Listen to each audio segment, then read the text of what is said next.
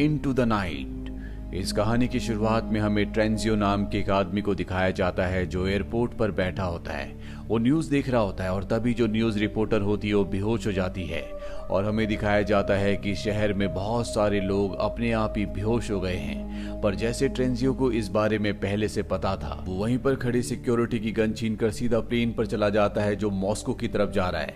लेकिन अभी इस प्लेन का पायलट नहीं आया होता और इसमें को पायलट होता है जिससे वो कहता है कि तुम्हें फ्लाइट उड़ानी होगी, लेकिन वो साफ साफ मना कर देता है। इसीलिए वो उसके हाथ पर वार करके उसे जख्मी कर देता है। इसके बाद यहाँ पर जितने पैसेंजर्स बैठे होते हैं, ट्रेंजियो उनसे पूछता है कि किसी को प्लेन उड़ाना आता है। यहाँ पर एक लेडी होती है जो पहले पायलट थी, वो कहती है कि मुझे प्लेन उड़ाना आता है और इसके बाद उसकी मदद से वो इस प्लेन को यहाँ से टेक ऑफ करके ले जाता है। प्लेन के टेक ऑफ होने के बाद ट्रेंजियो से पूछा जाता है कि उसने प्लेन को हाईजैक क्यों किया। वो बताता है कि वो नाटो में एक सोल्जर था और उसे कुछ ऐसी बातें पता है जो बहुत ही खतरनाक है। वो कहता है कि जो सूरज की किरणें हैं वो बहुत ही खतरनाक हो चुकी है और उन किरणों के संपर्क में जो भी आएगा वो मारा जाएगा, चाहे वो इंसान घर के अंदर ही क्यों ना हो। जापान में पहले ये सब कुछ हो चुका है और हमें अपने प्लेन को सूरज की किरणों से दूर रखना होगा, यानी कि हमेशा सूरज की किरणों के आगे हमें रहना होगा, तभी हम बच सकते हैं। और इसीलिए मैंने वेस्ट जाने वाली फ्लाइट को हाईजैक किया है। अब जो प्लेन का को पायलट होता है जिसका नाम मैथ्यू है, जिसका हाथ जख्मी है, उसे बहुत दर्द हो रहा होता है और तभी एक पैसेंजर उसके पास आकर उसके हाथ में बैंडेज कर देती है। ये फैसला करते हैं कि जैसा ट्रेंजियो कहेगा ये वैसे ही करेंगे। दरअसल इन्हें लैंड कहीं और करना था, लेकिन ट्रेंजियो ने इन्हें दूसरी जगह बताई होती है और सेल्विया जो कि मेन पायलट है, वो और उसका को पायलट तय करते हैं कि ये प्लेन को उसी जगह लैंड करेंगे जहां पर ट्रेंजियो कह रहा है। हालांकि ट्रेंजियो की बात पर इन्हें बिल्कुल विश्वास नहीं होता, लेकिन फिलहाल ये गन पॉइंट पर है, इसीलिए इन्हें वही करना होगा जो ट्रेंजियो कहेगा। अब पैसेंजर्स को भी ये बात पता चल जाती है, लेकिन किसी को भी ट्रेंजियो की बात पर यकीन नहीं होता कि सूरज की किरणें लोगों को मार रही है। भी एक पैसेंजर की तबीयत खराब हो जाती है। उसकी मदद करने के लिए एक टर्किश पैसेंजर आता है और मदद के बहाने वो ट्रेंजियो की गन छीन लेता है। उसे गन पॉइंट पर लेकर कहता है कि तुम्हें वॉशरूम में जाना होगा और ट्रेंजियो को वॉशरूम में बंद कर दिया जाता है। जिसके बाद यहाँ पर को पायलट आता और बताता है कि ट्रेंजियो ने हमें वेस्ट की तरफ मोड़ दिया है और हम बहुत जल्दी वेस्ट पहुंचकर अपने प्लेन को लैंड करने वाले हैं, जहां पर पुलिस ट्रेंजियो को पकड़ लेगी और हम सबको बचा लेंगे। और अभी वेस्ट के एयरपोर्ट पहुंचते जहां पर ये देखते हैं कि पहले से बहुत सारे प्लेन्स हैं और यहाँ पर कुछ प्लेन्स ने जबरदस्ती लैंडिंग की होती है, इस वजह से वो क्रैश भी हो गए होते हैं। इनके लिए यहाँ पर लैंड करने की कोई जगह नहीं है। जिसके बाद को पायलट मैथ्यू और यहाँ पर जितने भी लोग होते हैं वो सब समझ जाते हैं कि ट्रेंजियो जो कुछ कह रहा था वो बिल्कुल सही है और अब ट्रेंजियो को बाहर निकाल दिया जाता है। जिसके बाद उससे पूछा जाता है कि हमें सब कुछ बताओ। ट्रेंजियो कहता है कि मुझे इसके बारे में बहुत ज्यादा नहीं पता, मुझे जितना पता चला था अपने सीनियर से पता चला था। बस मैं ये जानता हूँ कि हमें सूरज से 2 कदम आगे रहना होगा। अगर सूरज की किरणें हमारे प्लेन के ऊपर पड़ी तो हम सब के सब मारे जाएंगे। और अब प्लेन की मेन पायलट सेल्विया और मैथ्यू तय करते हैं कि ये सब के सब स्कॉटलैंड में लैंड करेंगे, जहां पर ये बड़ी मुश्किल से लैंडिंग करते हैं। इनका प्लेन एक दीवार से टकराने वाला होता है कि तभी वो रुक जाता है। इसके बाद ये सब के सब प्लेन से बाहर आते हैं। इनका नेटवर्क आ चुका है और अब ये मोबाइल पर और इंटरनेट पर देखते हैं कि आधी दुनिया खत्म हो चुकी है, जिसका मतलब ये है कि मैथ्यू की एक एक बात सच थी। इन्हें ये भी पता चलता है कि सूरज निकलने के बाद अगर ये किसी बंकर के अंदर भी छुप जाए तो भी इनकी मृत्यु हो जाएगी। इसीलिए तय करते हैं कि इन्हें सूरज से आगे रहना होगा, यानी कि अगर सूरज यहाँ निकलता है तो इन्हें तब तक यहाँ से किसी दूसरे देश पहुंचना होगा जहां पर रात हो रही हो। ये अपने खाने की पूरी सप्लाई रखते हैं, साथ ही प्लेन में पेट्रोल भरते हैं और इसके बाद यहाँ से एक बार फिर से टेक ऑफ कर जाते हैं। और जल्द ही इनके रिलेटिव्स के भी मैसेज इन्हें आ जाते हैं जो उनके आखिरी मैसेजेस थे। दरअसल वो सब के सब अब मारे जा चुके हैं और ये तय करते हैं कि अब ये कनाडा में लैंड करेंगे, क्योंकि वहां पर इन्हें अपने फ्यूल को दोबारा से रिफिल करना होगा। यहाँ पर इनके साथ एक क्लाइमेट एक्सपर्ट भी होता है जो इंटरनेट पर इस प्रॉब्लम के बारे में पढ़कर सबको बताता है कि सूरज का मैग्नेटिक फील्ड हर 11 साल बाद रिवर्स हो जाता है। लेकिन इस बार जब वो रिवर्स हो रहा था तो उसकी इंटेंसिटी बहुत ज्यादा कमजोर थी, जिस वजह से सूरज की किरणों की वजह से धरती पर गामा रेजेस बढ़ रही हैं और लोग अपने आप ही मर रहे हैं। अब इन्हें समझ में आ चुका है कि सूरज की किरणें किस तरह से लोगों को मार रही हैं। अब इन सबको प्रॉब्लम का पता चल चुका है, लेकिन यहाँ पर जो टर्किश मैन होता है वो इंटरनेट पर देखता है कि इस प्लेन में 3 ऐसे पैसेंजर्स भी हैं जो कि आतंकवादी हैं। लेकिन फिलहाल इन्हें कुछ समझ नहीं आता कि इन्हें उन तीनों से डील कैसे करना चाहिए। तभी उन तीनों आतंकवादियों में से एक शैंपेन की बोतल खोलता है। यहाँ पर एक बूढ़ा पैसेंजर होता है, उसे लगता है किसी ने गोली चलाई, वो डर जाता है और प्लेन का दरवाजा खोलने लगता है। और जब उसे रोका जाता है तो धक्का मुक्की में वो नीचे गिर जाता है और उसकी मृत्यु हो जाती है। सबको पता है कि ये एक एक्सीडेंट है, इसीलिए कोई किसी को ब्लेम नहीं करता। और अब इनका प्लेन कनाडा में लैंड करता है, जहां पर इन्हें फ्यूल और खाने की चीजों को दोबारा से फिल करना है। लेकिन अब ये उन तीनों आतंकवादियों से छुटकारा पाना चाहते हैं, इसीलिए ये उन तीनों से कहते हैं कि हमारा रेडियो खराब हो चुका है, तुम्हें रेडियो लाना होगा। वो तीनों कहते हैं कि हमारे साथ 2 लोग और जाएंगे। और यहाँ पर एक लड़के को और एक लड़की को अपने साथ लेकर वो रेडियो ढूंढने के लिए चले जाते हैं। इसी दौरान जिस बूढ़े आदमी की मृत्यु हुई होती है उसे भी दफना दिया जाता है। और अभी जो पांचों के पांचों रेडियो लेने गए होते हैं, इन्हें रेडियो मिल जाता है। इनमें जो लड़का होता है उसे पूरे प्लान का पता होता है कि उसे किसी भी तरह से इन तीनों आतंकवादियों को वहीं पर छोड़ना होगा, इसीलिए वो उन तीनों को एक कमरे में बंद कर देता है। लेकिन लड़की को प्लान के बारे में कुछ नहीं पता होता। वो कहती है कि तुम ऐसा क्यों कर रहे हो, हमें उन तीनों को अपने साथ ले जाना होगा। दरअसल ये लड़का उसे अपने साथ ले जाना चाहता है, लेकिन वो उसकी बात नहीं मान रही होती, इसीलिए उस लड़के को अकेले रेडियो लेकर यहाँ से भागना पड़ता है। हालांकि आतंकवादी उसका पीछा भी करते हैं, लेकिन वो किसी तरह से प्लेन में चढ़ जाता है। ये तीनों की तीनों प्लेन में गोली चलाते हैं, जिससे एक गोली विंडो पर भी लग जाती है, उससे शीशा क्रैक हो जाता है। और अब प्लेन टेक ऑफ हो चुका है और ये तीनों के तीनों और वो लड़की इसी जगह पर रह जाते हैं। प्लेन टेक ऑफ होने के बाद रेडियो से एक दूसरे प्लेन से संपर्क कर लेते हैं, जहां इन्हें पता चलता है कि हवाई में एक ऐसी अंडरग्राउंड जगह है जो एस्ट्रोनॉट्स की प्रैक्टिस के लिए बनाया गया था और उस जगह पूरी तरह से इंसान सुरक्षित रह सकते हैं। वहां पर केवल 100 लोगों की जगह है।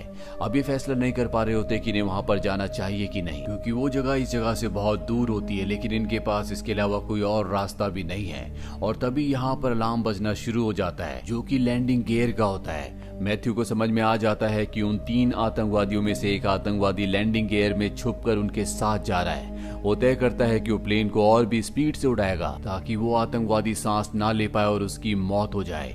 और अब वो प्लेन को स्पीड से उड़ाना शुरू करता है, लेकिन स्पीड बढ़ने की वजह से वो विंडो जिस पर गोली लगी थी वो टूट जाती है, जिससे प्लेन के अंदर का सारा ऑक्सीजन खत्म हो जाता है। यहाँ पर लोगों को सांस लेने में प्रॉब्लम हो रही होती है। इसी प्लेन में एक बच्चा होता है जिससे सांस की अस्थमा की प्रॉब्लम होती है।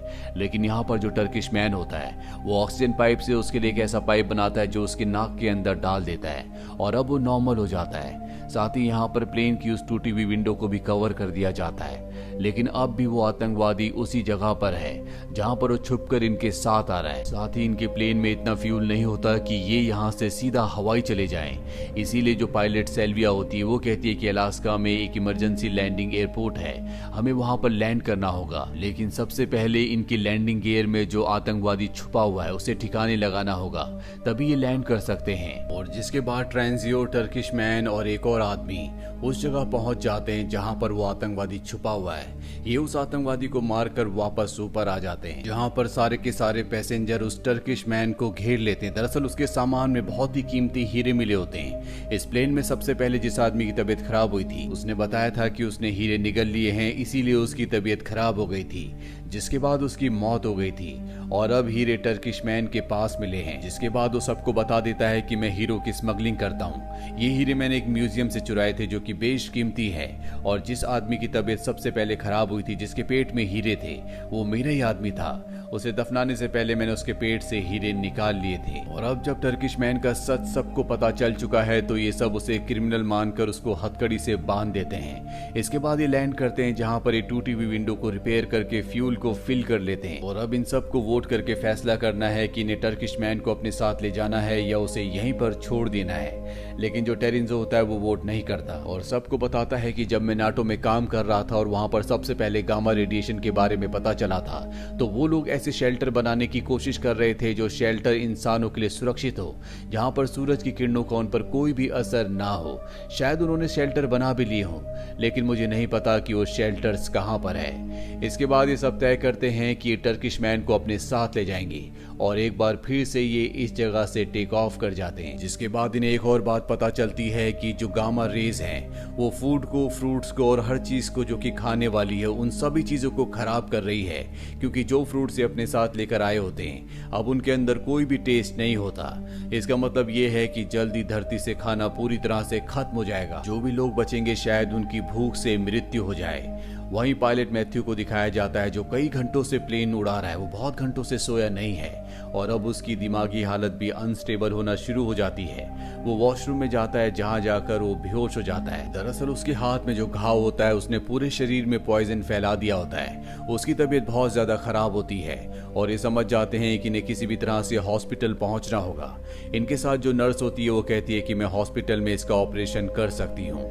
वहीं अब सिल्वी के ऊपर पूरी जिम्मेदारी है कि उसे प्लेन को लैंड करवाना है, लेकिन उसे इस प्लेन को लैंड करवाने का इतना आइडिया नहीं होता, इसीलिए उसे ऑनलाइन यूट्यूब पे कई सारे वीडियोस देखने पड़ते हैं। जिसके बाद सिल्वी बड़ी मुश्किल से प्लेन को लैंड करवा देती है और इस बार इन्होंने लैंड उस जगह करवाया होता है जहां पर नेटो का हेडक्वार्टर है, जहां पर टेरिंजो को सब कुछ पता चला था। दरअसल इन्हें उम्मीद होती है कि यहाँ पर नेटो ने ऐसे बंकर्स बनाए हुए हैं जहां पर सुरक्षित रहा जा सकता है और अब ये 3 टीमों में बंट जाते हैं। एक टीम का काम होता है कि को पायलट को यानी कि मैथ्यू को हॉस्पिटल ले जाकर उसका इलाज करवाया जाए।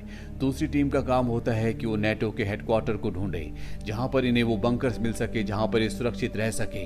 और तीसरी टीम का ये काम होता है कि वो प्लेन में सारी सप्लाई दोबारा से यानी कि फ्यूल और खाने को दोबारा रिफिल कर दे। अब तीनों टीम्स अपने अपने काम में लग जाती है। सबसे पहले उस टीम को दिखाया जाता है जो हॉस्पिटल गई होती है, जिनके साथ मैथ्यू होता है। वहां पर नर्स उसका इलाज करके उसे जरूरी दवाइयां देती है जिससे उसके शरीर का पॉइजन कम होना शुरू हो जाता है। वहीं दूसरी तरफ टर्किश मैन, टेरिंजो और एक और आदमी को दिखाया जाता है जो नेटो के ऑफिस गए होते हैं, जहां पर टर्किश मैन और टेरिंजो की आपस में बहस होना शुरू हो जाती है। इन दोनों के बीच में हाथापाई हो जाती है जिससे टेरिंजो टर्किश मैन के ऊपर हमला करता है और वहीं पर बेहोश हो जाता है।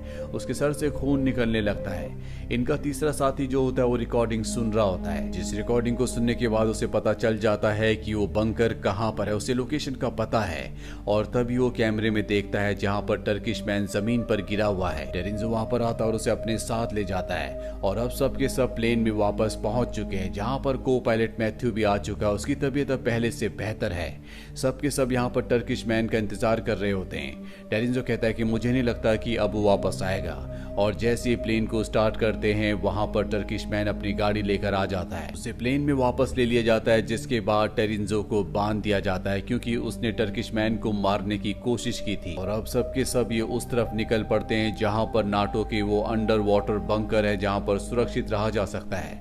लेकिन इन्हें पता है कि अगर इन्होंने वहां पर लैंड किया और वहां पर बंकर्स नहीं हुए या बंकर के अंदर इन्हें नहीं आने दिया गया तो इनके पास इतना फ्यूल नहीं है कि ये वहां से आगे बढ़ सके और सूरज निकलते ही इन सब की मृत्यु हो जाएगी।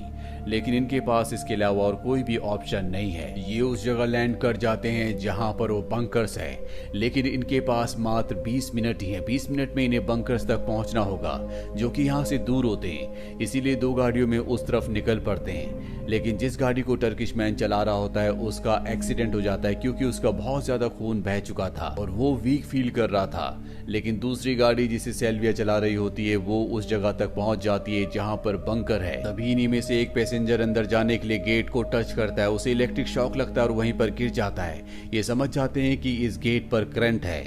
इसे खोलने का एक बटन भी होता है लेकिन उसे दबाकर रखना होगा और अब ट्रेंजियो तय करता है कि वो इस बटन को दबाकर रखेगा, लेकिन उसे वहीं पर बांध दिया जाता है क्योंकि अब ट्रेंजो पर किसी को भरोसा नहीं है। उसने टर्किश मैन को मारने की कोशिश की थी। उसे कहा जाता है कि जब सबके सब अंदर आ जाएंगे तब तुम्हें खोल दिया जाएगा और एक एक करके सब अंदर चले जाते हैं। और यहाँ पर इंतजार होता है दूसरी टीम का जो कि टर्किश मैन की है, जिनकी गाड़ी का एक्सीडेंट हो चुका है पर वो दूसरे रास्ते से अंदर चले जाते हैं जहाँ पर ये सब के सब मिल जाते हैं। इनके सामने नाटो के ऑफिसर्स होते हैं जो इन्हें कहते हैं कि तुम सबका यहाँ पर स्वागत है, यहाँ पर तुम सब के सब पूरी तरह से सुरक्षित हो।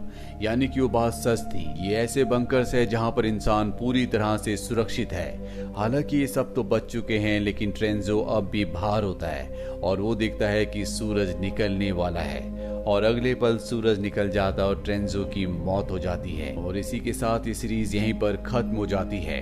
उम्मीद करते हैं कि ये कहानी आपको पसंद आई होगी।